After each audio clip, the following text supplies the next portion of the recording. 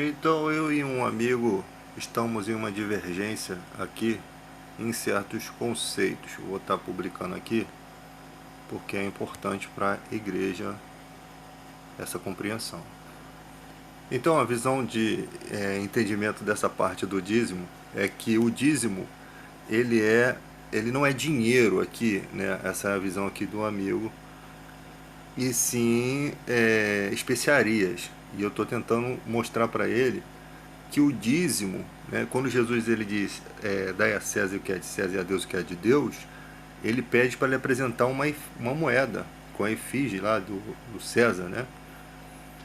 E como eu compreendo essa situação aqui, de acordo com as coisas que eu estudei, posso até ter alguns erros aqui.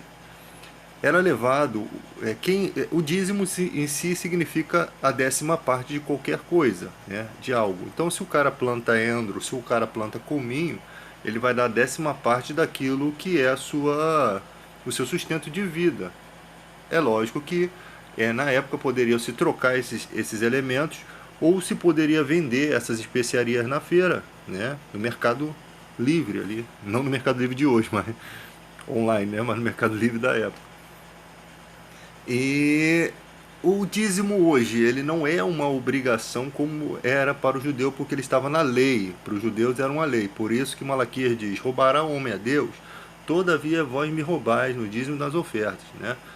Então ele era uma obrigação, por isso que Jesus disse: dai a César o que é de César e a Deus o que é de Deus, tá? Então pague os impostos e também cumpra as suas obrigações. Não pode deixar uma coisa nem outra. É o entendimento.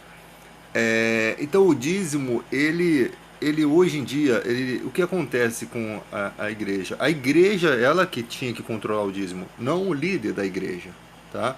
O dízimo ele precisa ter, na liderança, ele precisa dizer que se tem como prioridade manter-se o templo, né? Com suas contas, luz, telefone, água, tudo que se tem num templo. E o que sobra desses recursos, ele pode ser empregado para os domésticos na fé, que é uma regra bíblica, né? Pessoas que estão doentes, precisam de um medicamento.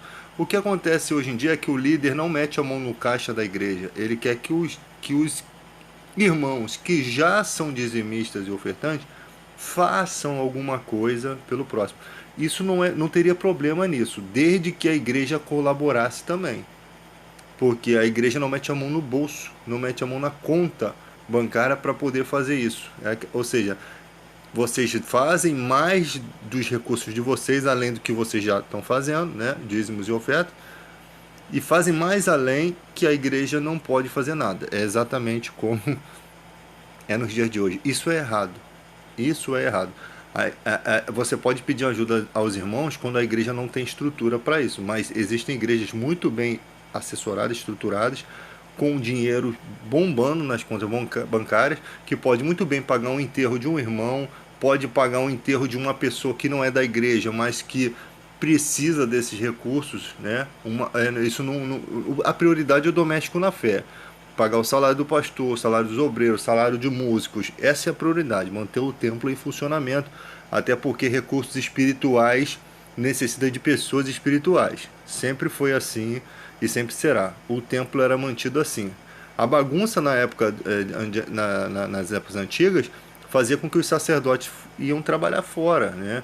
Então o sacerdote que era escolhido por Deus para aquela função, tinha unção para cuidar de assuntos espirituais, necessitava de também cuidar dos materiais, ou seja, ele não podia dar exclusividade, e se precisa de exclusividade. Você tem hoje em dia um psicólogo que ele vive da psicologia, ele dá exclusividade à profissão dele. E tem as pessoas que têm a profissão da fé, que podem dar exclusividade.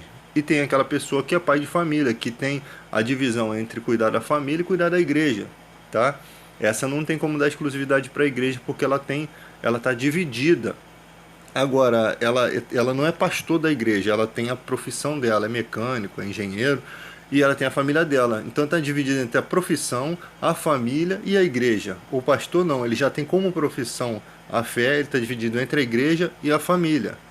E o pastor que é solteiro, que não quer casar, ele não está dividido, ele está livre para poder viver exclusivamente para Deus, tá? Que tem, isso também pode ser uma escolha pessoal, tá?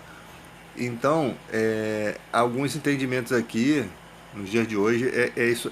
A confusão se dá porque se cada igreja fizesse a sua parte, o mundo seria um lugar melhor. É assim que eu penso. Se cada igreja fizesse um pouquinho, o mundo seria um lugar melhor.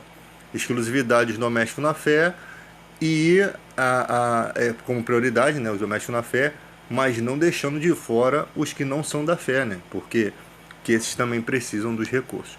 Então é assim que é dividido. Só que nos dias de hoje há um desrespeito geral nisso. E você que financia igrejas que são assim, egoístas, né? Que os líderes só pensam em si, têm grandes mansões, só pensam em enriquecer, não dividem, inclusive nessa época de pandemia não fazem miséria nenhuma, não dão oxigênio, não dão exemplo nenhum. Vocês estão sendo desafiados no momento a deixar esses caras de lado, porque eles não são enviados de Deus. Porque o cristão tem a mente de Cristo. Pense nisso. Ele pensa como Cristo, ele tem a compaixão, ele tem o amor de Cristo, ele tem a mente, a misericórdia, o desejo de ajudar. Pense em que é ter a mentalidade de Cristo. Só pense nisso, tá?